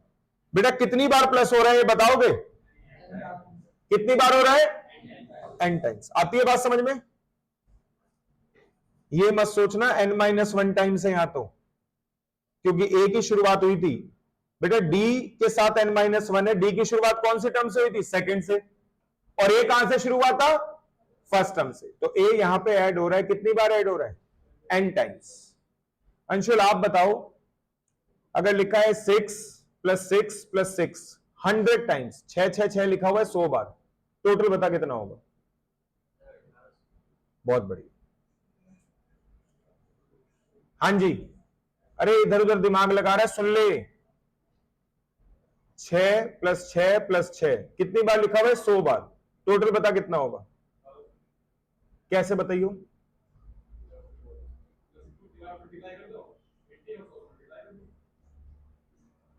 अच्छा अच्छा, एक नए मैथ्स का उदय, आज का दिन हिस्ट्री में याद रखा जाएगा, क्योंकि एक ऐसा फॉर्मूला बन गया जो किसी को भी, मुझे छोड़ो किसी को भी नहीं पता। हाँ बताओ कैसे, एक बार दोबारा, कॉन्फिडेंस पूरा था भाई, कॉन्फिडेंस तो तेरा ऐसा था कि तुझे वहां नहीं बोलना चाहिए था, यहां पे टीचर वाली पोजीशन पे बोलना चाहिए था। एक बार दोबारा प्लीज, एक बार तालियों के साथ स्वागत बेटा प्लीज। हाँ जी, देखो मोटिवेशन मिलता है बच्चे को, ऐसी नई नई चीजें करते रहना चाहिए। ऐसी नई चीजें बनाना एक आर्ट है, कला है, ठीक है। हाँ बोल भाई, 6 6 6 100 बार लिखा हुआ है, कैसे आया 1800? एक बार बता ना, फॉर्मूला जो बनाया था वो बहुत बढ़िया था, जिसमें देखो वैरायटी कितनी थी फॉर्मूले में, बच्चे ने मल्टीप्लाई भी करा था और डिवाइड भी करा था, और आंसर भी देखो 1800। बताओ बेटा, अरे यार अब तो बोल नहीं रहा यार, चल कोई बात नहीं छोड़। और यहां पे अंशुल ने भी बेटा जी ऐसे स्टाइल में बोला था, चिंगम चबाते हुए, 1800, ठीक है ना।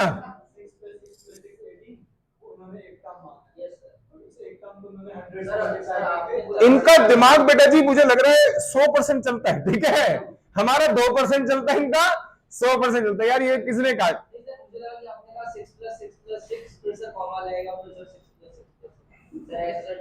धन्य भाग हमारे जो आप यहां पधारे, ठीक है। चलिए कोई बात नहीं, अगर आपने ऐसे बोला था तो सही था आपका, ठीक है। और देखो मैचिंग कॉन्सेप्ट देख रहे हो, भाई ने बोला 1800, दूसरा भाई समझ गया, कह हाँ बिल्कुल जेन्युइन बात है। चलिए कर, ठीक है, बस मजा आ गया भाई आज तो। मेरा दिन बन गया बेटा, ठीक है। अच्छा इधर देखो सभी, अगर 6 + 6 + 6 + 6 ऐसे सीरीज चल रही है, कांस्टेंट सीरीज हो गई है, कौन सी सीरीज? 100 तक बेटा जी क्या लिखा है? सिर्फ 6 लिखा है। और अगर आप इसे टोटल निकालते हो 100 टर्म्स का, यानी कि 6 6 6 100 बार लिखा हुआ है, तो कितना बनेगा? 1800 नहीं बनेगा भाई, 600 बनेगा। तुम्हारा तो एडवांस लेवल का मैथ्स है, मैं बेसिक ही पढ़ा देता हूं। क्या बनेगा बेटा? 600।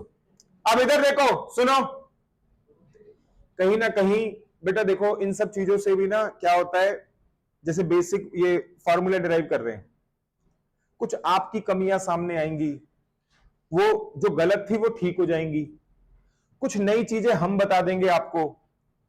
तो यहां पे एक बात बताओ, ए अगर n टाइम्स है तो बेटा उन सबका टोटल कितना होगा? an। कितना होगा? आपको बता भी दूंगा मेरा एजेंडा क्या है। इसकी प्रूवमेंट के पीछे मेरा एजेंडा बस यही प्रूव करना नहीं कि फॉर्मूला कैसे बना, उस बात को बताने के लिए जो 2-3 बातें और बताऊंगा ना, मेरा एजेंडा यह है कि वो बातें आपको सर्व करूं। अगर मैं बिना किसी बात के वो वैसे बताना शुरू करूंगा तो आपका समझने में शायद इंटरेस्ट मेंटेन होगा ही नहीं, क्योंकि पता नहीं क्यों बता रहे हो। लेकिन यहां पे आपकी मजबूरी हो जाएगी कि उस बात को याद रखना कि अच्छा ये फॉर्मूलाज भी याद रखने। तो देखो अगला बेटा, ए सब ए को प्लस कर दिया, कितना हो गया? an। अब इससे आगे चलते हैं अंशुल, डी, उससे अगला, उससे अगला, और बेटा जी यहां पे प्लस करेंगे कहां तक? n-1 डी तक। ठीक है बेटा। ऑनलाइन सभी बच्चे एक बार रिप्लाई करें कि जो अभी तक बताया वो क्लियर हुआ या नहीं, और जो न्यू स्टूडेंट है बेटा आप भी प्लीज रिप्लाई करना। अच्छा सुनो,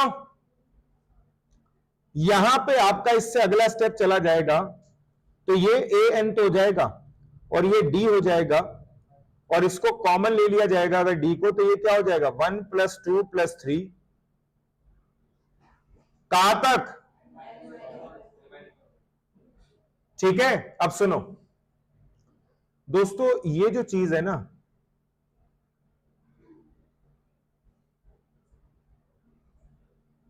ये बेसिकली एक तरीके से नेचुरल नंबर है। क्या है ये? और दोस्तों मेरा एजेंडा मैंने आपको बता ही दिया। मैं आपको यहां बताना चाहता था कि जो सम ऑफ n नेचुरल नंबर होते हैं उनका एक शॉर्टकट फॉर्मूला होता है जो 11th क्लास में सिखाया जाता है एक चैप्टर में, जिसे बोलते हैं PMI, principle of mathematical induction. बस यही मेरा एजेंडा है, क्योंकि वो कोर्स के अंदर से हट चुका था, तो आप में से किसी को कोई फॉर्मूला याद होगा और किसी को नहीं याद होगा। बिल्कुल बेटा जी, शायद आपने हटने से पहले कर लिया होगा। हाँ, वो कुछ कुछ होता है ना कि टीचर करवा देता है, फिर बाद में कहते हैं कि नहीं अब ये कोर्स का पार्ट। कॉलेज में कौन से मैथ्स में? बिजनेस में? कौन सा सेमेस्टर है तेरा?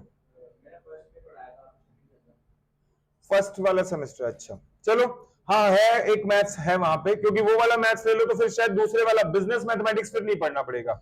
एक और होता है 4th सेमेस्टर वाला, वो वाला मैथ्स तो इतना अच्छा नहीं है, वो तो यही सब है। जो अगले वाला जो मैथ्स होता है ना, अगर वो पढ़ने का मौका मिलता तो उसमें उसमें नॉलेज का लेवल ज्यादा होता।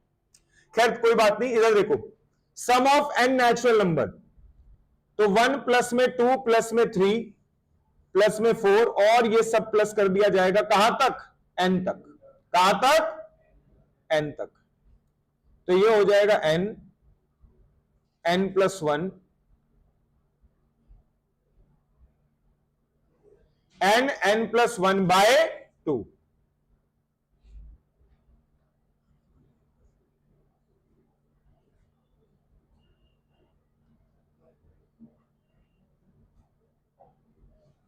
n+1/2।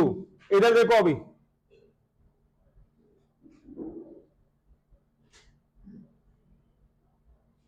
Some of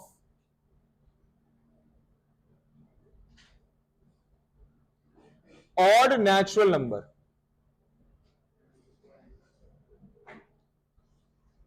some of odd natural number, पहले बताओ ऑड नेचुरल नंबर कौन कौन से होते हैं? 1, अगला कौन सा होगा? अगला आखिरी टर्म बताना 2n माइनस। बेटा जब भी n टर्म्स बोलते हैं ना तो आखिरी में इनफाइनाइट नहीं बोलते, n ही बोलते हैं, ठीक है। ये 2n माइनस 1 आपका क्या होता है? हमेशा ऑड टर्म्स होती है। क्या होती है? सुनो इधर देखो, कभी भी आपसे पूछे कि इवन नेचुरल नंबर है, जैसे सबको पता है, मैं लिख भी देता हूं,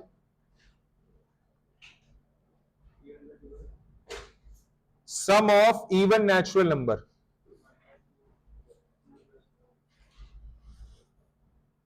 तो इवन नेचुरल नंबर सबको पता है 2, 4, 6, 8 ऐसे चालू होगा। बेटा आखिरी टर्म पता है क्या होगा?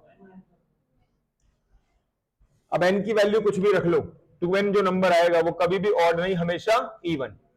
और 2n में से जब 1 माइनस कर दोगे तो अब जो नंबर आएगा n की कोई भी वैल्यू रखो वो ऑड टर्म्स आएगा, कभी भी इवन टर्म नहीं है। समझ में आती है बात? अच्छा जी निर्मल, ये क्लियर है जितना बताया? अब सुन, यहां पे बेटा आपका ऑड नेचुरल नंबर जो है इसका फॉर्मूला मैं बता देता हूं, और इसका फॉर्मूला है n स्क्वायर। क्या है? मैं अभी एक चीज बताता हूं, पहले सुनो, इन चारों टर्म का टोटल करो, बताओ कितना आता है? 10 आता है? कितना आता है?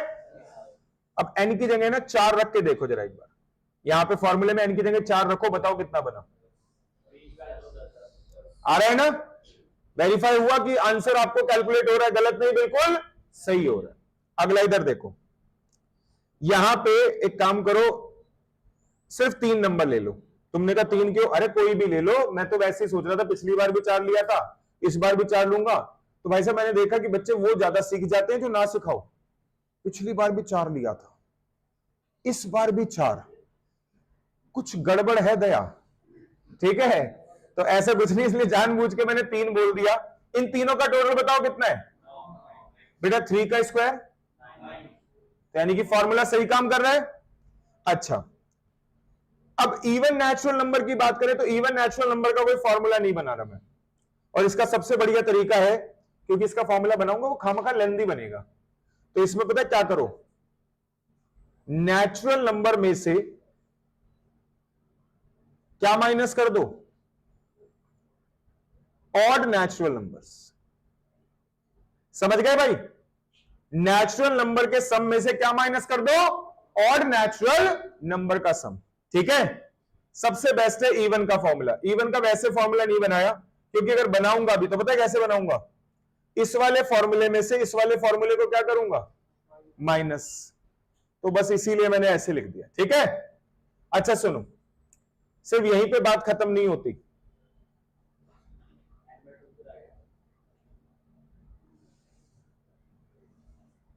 Sum of squares of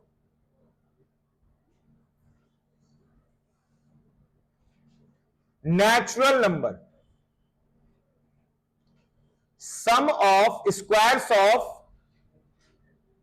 natural number. तो sum of squares of natural number की अगर बात करी जाए, बेटा थोड़ा सा ध्यान दिया करो, इक्वेशन चैप्टर जब कराया था तब भी बताया था, अब दोबारा बता रहा हूं, जब भी कभी ऐसी लैंग्वेज आए तो इस, और किसी को यह समझना है कि ये कहना क्या चाहता है, तो इसका सबसे बेस्ट तरीका होता है कि इस लैंग्वेज को इंटरप्रेट करो, और शुरुआत से नहीं बल्कि एंड से इंटरप्रेट करो। बेटा लिखा है नेचुरल नंबर, मैंने लिख दिया natural number,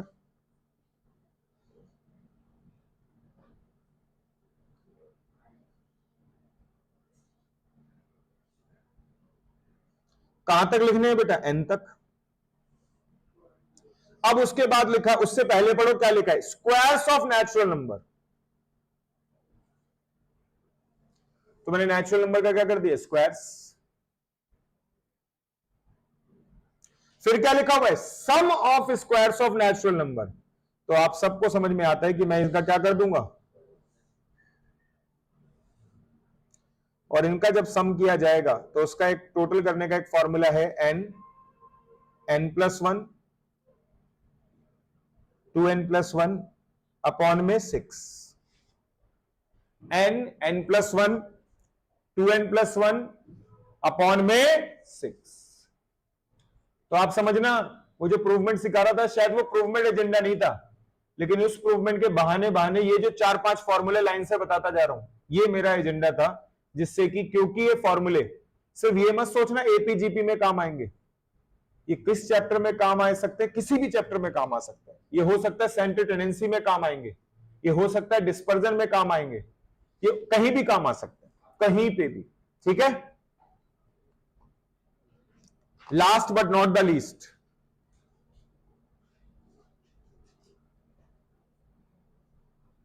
sum of cubes of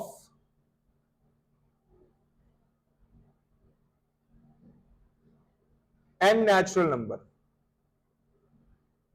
दोस्तों सबसे पहले नेचुरल नंबर लिखो 1 2 3 4 कहां तक, n तक। अब इस बार स्क्वायर्स ऑफ नेचुरल नंबर है, क्यूब्स है,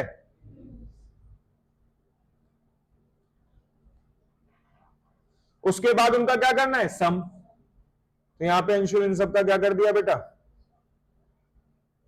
और इनका सम करने के बाद जो इसका शॉर्टकट फॉर्मूला होगा वो होगा n+1 अपॉन में 2 का होल स्क्वायर, n+1 अपॉन में 2 का होल स्क्वायर। जो नेचुरल नंबर का फॉर्मूला होता है ना, उसी के सम का क्या कर दो, बस स्क्वायर्स कर दो, ठीक है। ये लिख लो, फिर हम वो प्रूवमेंट जो अधूरी छोड़ दी थी बीच में उसे क्या करें, कंप्लीट करें, ठीक है।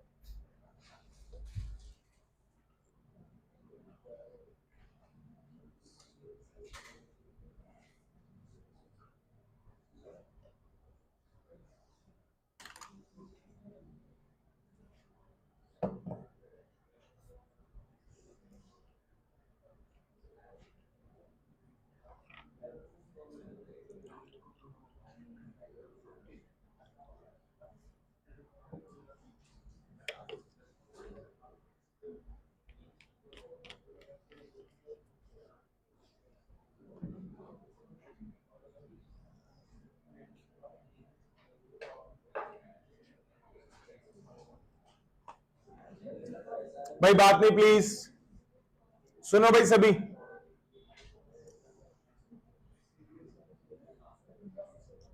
हाँ जी ध्यान दो।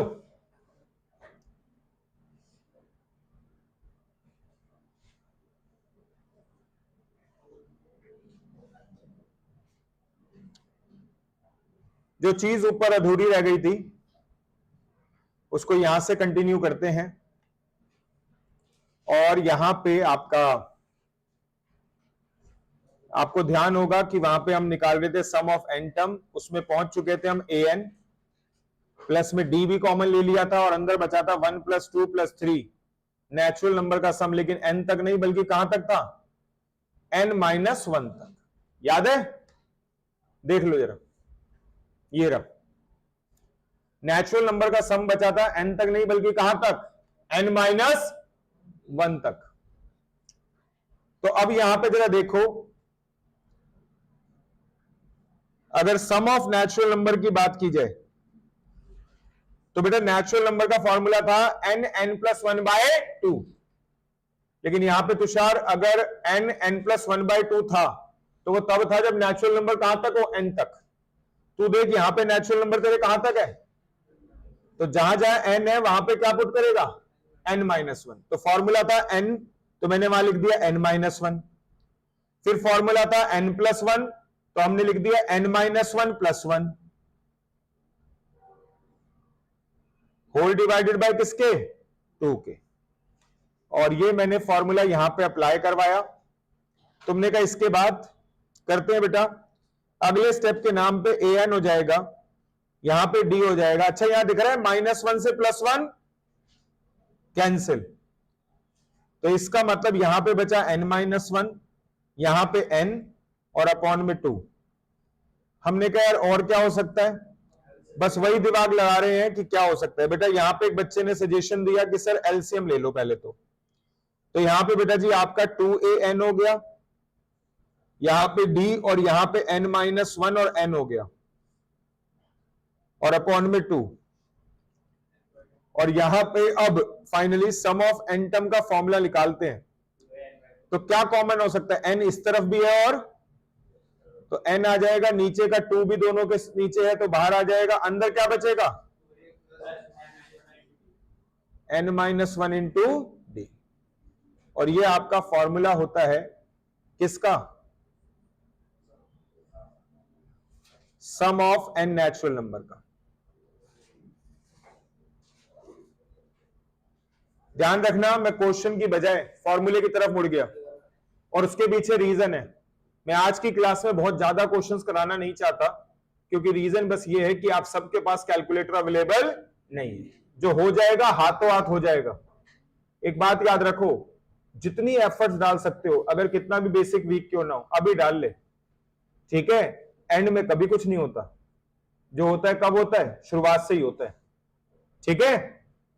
तो यहां पे आपका अभी तो थोड़ा थोड़ा है, डे बाय डे चैप्टर्स का बर्डन बढ़ता नहीं जाएगा कि वो चैप्टर हो गया है, जो चैप्टर हो चुका है उसका याद रखना है, और जो चैप्टर चल रहा है उसको सीखना है।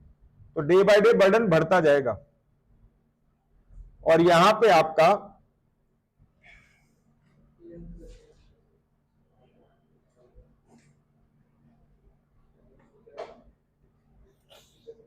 लिख लिया भैया। और यहां पे आपका मैं दोबारा बता दूं, ये प्रूवमेंट ये सब करवाना मेरा पर्पस नहीं था, लेकिन कहीं ना कहीं एक तो ये बताना था कि सारी टर्म्स को जोड़ दिया जाता है तो यही बन के आता है जो फॉर्मूला तुम्हें रटवाया जा रहा है।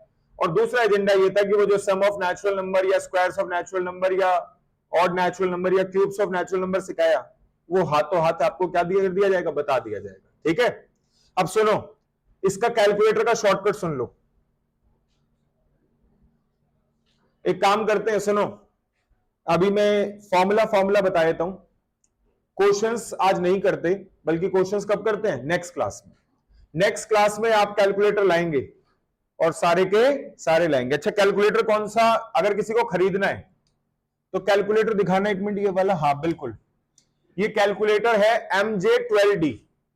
क्या ना बोला, MJ, एक 120D भी होता है, और भी एक आध मॉडल होते हैं, आपको नहीं लेना, सिर्फ कौन सा बोला, MJ12D। ये कैसियो का है, ये ले लो, ये सबसे बेस्ट कैलकुलेटर है, सारी ट्रिक्स एप्लीकेबल है, और मेरे हिसाब से सिटीजन कैलकुलेटर भी आता है, उससे भी है, ज्यादा बेटर है, ठीक है।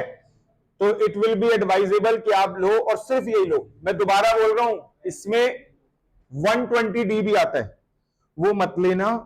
वहां पे ऐसा नहीं कि कोई कैलकुलेटर खराब होता है यार, जो हम स्टेप्स बताएंगे ना, कई कई जगह पे फिर उसके स्टेप्स में चेंज हो जाएंगे, तो फिर वो क्या होगा, किसी के लिए कोई स्टेप, किसी के लिए तो बड़ा अजीब सा सिचुएशन हो जाता है, इसलिए मना कर रहा हूं, ठीक है। अब इधर देखो भाई, यहां पे देखो, इसका शॉर्टकट क्या है बेटा, सम ऑफ n टर्म्स जब कैलकुलेटर पे निकाला जाएगा तो आपका a प्लस है तो प्लस, माइनस है तो d, और इक्वल टू का साइन दबाओगे, और स्टेप नंबर कहां तक, n+1 तक। कहां तक, तुमने कहा ये तो nth टर्म का फॉर्मूला था बेटा, सम ऑफ nth टर्म का भी यही फॉर्मूला है, बस इसके बाद क्या दबा दिया जाएगा, gt। क्या दबा दिया जाएगा, और उसके बाद प्लस a मतलब पहली टर्म, ठीक है। और आइए इसको ना अभी अप्लाई करके देखते हैं, अभी अप्लाई करके देखते हैं। हां जी, लिख लिया सभी ने। एक काम करो सभी, जो आपका ऊपर जो ये एग्जाम्पल लिखा था ना, पहली 14 टर्म, इनका ना एक बार में पहले नॉर्मली 2 + 5 + 8 सभी बच्चे करें, 2 + 5 + 8 + 11 + 14, कहां तक, 41 तक, पूरी 14 टर्म्स का टोटल वैसे बताओ, नॉर्मली निकालो।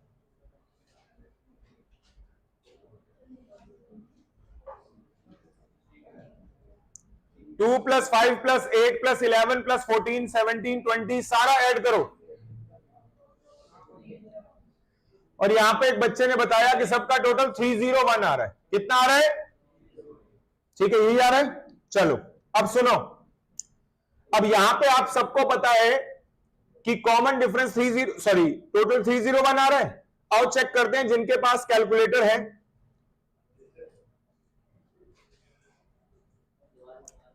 और देखो क्या हुआ, नहीं आ रहा क्या आंसर? अब इधर देखो, अरे हर किसी से आएगा ही, फार्मूले से भी आएगा।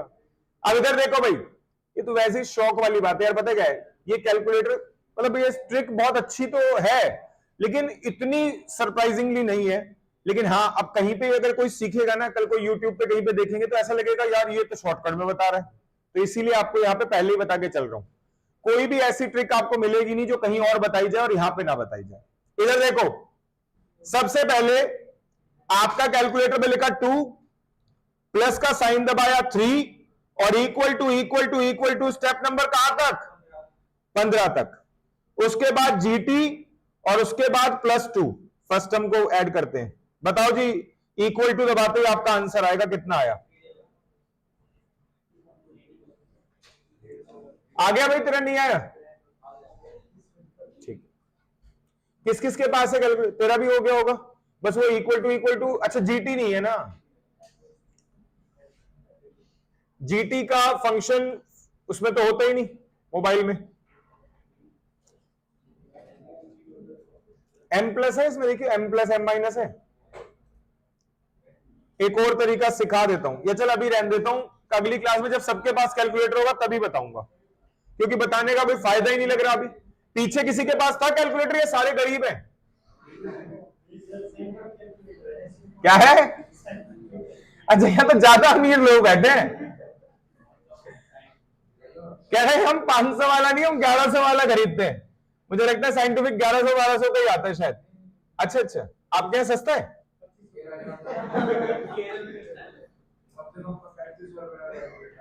कितने का ये वाला? नहीं यार, 1000-1100 में आ जाता है। नहीं बेटा, चोरी की बात नहीं कर रहा हूं यहाँ पे।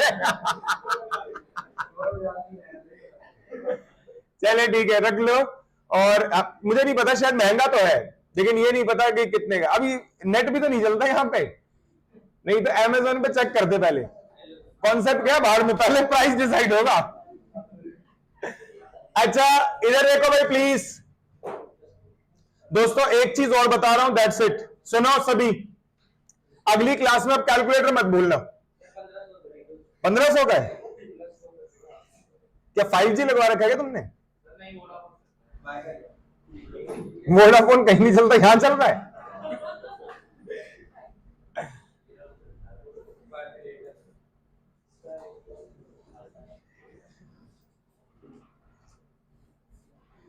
पहले एक नेटवर्क होता था BSNL, तो उसकी फुल फॉर्म लोगों ने बनाई थी, भाई साहब नहीं लगेगा। मतलब अगर किसी का नंबर डायल करोगे तो भाई साहब नहीं लगेगा, ठीक है? नंबर ही नहीं मिलता था उसका कभी। क्या इधर देखो, एक चीज और देख लो लास्ट, फिर मैं खत्म करूं बात को। बेटा यहां पे आपका n/2, अरे 2a को बस एक टर्म स्टेप है, बस a+a लिख सकता हूं। अब इधर देखो, तो अगर मान लिया a को a+a लिख सकता हूं, आपसे बोला जाए कि भाई 14th टर्म का टोटल करो। किसका टोटल? तो मुझे एक बात बताओ, जैसे वही ऊपर वाले एग्जांपल का रेफरेंस ले रहा हूं, वहां पे कहां तक की टर्म लिखी थी? 14th। तो अगर कोई कहे कि 14th टर्म का टोटल करो, कितने का? तो n के नाम पे कितना बेटा जी आपका? 14। मैं ये कह रहा हूं, इधर को छोड़ो, जब यहां पे n की जगह 14 आएगा, मेरी आपसे रिक्वेस्ट है, तो बेटा तुम्हें नहीं दिख रहा ये 14th टर्म हो जाएगा? ये वाले a को छोड़ दो, ये वाला a और ये वाला n-1d, ये कौन सा फॉर्मूला होता था? nth टर्म का। किसका फॉर्मूला था ये? भाई रुस्तम देख ले, यहां पे शुरुआत में देख, बिल्कुल ये लिखा हुआ a+ में n-1 इंटू डी, ये nth टर्म है। और nth टर्म का मतलब है कि तो अगर n की जगह 1 डालेगा तो क्या निकाल के देगा ये फॉर्मूला? First term. कौन सी टर्म? n की जगह 2 डालेगा तो, n की जगह 3 डालोगे तो अगर n की जगह 14 डालेंगे तो पहले बता 14 टर्म आएगा। यानी कि दोस्तों कि अगर ये n की जगह लास्ट वाले नंबर डालेंगे तो लास्ट वाली टर्म आएगी। तो इसी फॉर्मूले को जो आपने अभी सीखा एक और तरीके से लिखा जा सकता है, और वो तरीका ये है बेटा कि आप यहां पे लिखोगे सम ऑफ एन टर्म बराबर हो सकता है n/2 a प्लस में l, और l का मतलब क्या हो गया बेटा, लास्ट। l का मतलब क्या हो गया, लास्ट। वेरीफाई करने के लिए एग्जाम्पल 1 का यूज करते हैं, और एक ही एग्जाम्पल बार बार इसलिए यूज कर रहा हूं क्योंकि अगली क्लास से जब कैलकुलेटर आएगा तो कुछ भी यूज कर लेंगे, लेकिन कहीं ना कहीं रिलेटेबल ज्यादा होता है ना। n की जगह देखो 14 लिखा, फर्स्ट टर्म कितना था उस सीरीज में 2, और लास्ट टर्म कितना था, इसीलिए बेटा वही फॉर्मूला यूज डेटा यूज किया क्योंकि सबको आधों को वो याद है। n कितना था 14, a कितना था 2, l कितना था 41, टोटल बताओ कितना आया, और सबको पता है हर तरीके से करके देख चुके हो सीरीज का टोटल भी कितना था 300। तो कहने का मतलब यह हुआ कि आप सम ऑफ एन टर्म ऐसे भी लगा सकते हो, ये तब लगेगा जब l गिवन होगा, ठीक है, और आप सम ऑफ एन टर्म ऐसे भी निकाल सकते हो, ये तब लगेगा जब d गिवन होगा। क्या गिवन होगा, पक्का।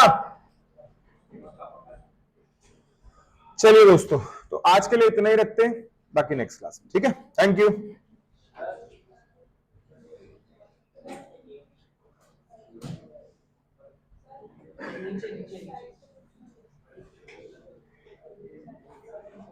लिखा नहीं तूने, रोक देती मुझे।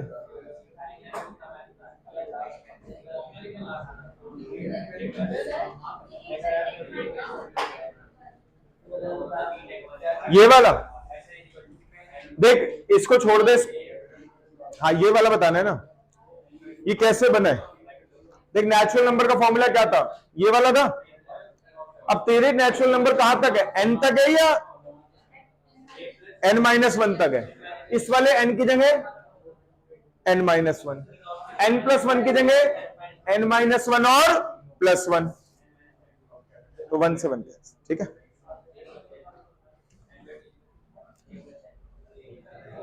चलिए बेटा,